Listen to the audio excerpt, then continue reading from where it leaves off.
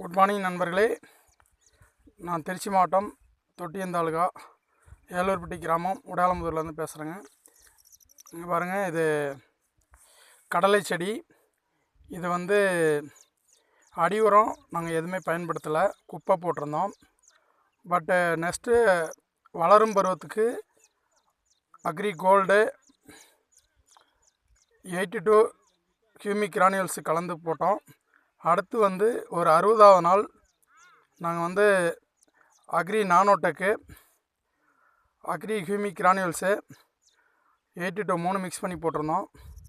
கடலை பாருங்கள், செடிக்கு நல்ல கடலை கிடச்சிருக்கு. இது ஒரே செடி தான். இதில் பார்த்திங்கன்னா 23 கடலை இருக்குது. 23 கடலை இருக்குது. ஸோ கடலையோட வாழ்நாள் பார்த்திங்கன்னா 120 நாள், 60வது நாள், 90 நாள் நானோடெக் கொடுக்கலாம். இங்கே மானாவரி கடலை அப்படிங்கிறனால தண்ணியில் மழை கம்மியாக இருக்கனால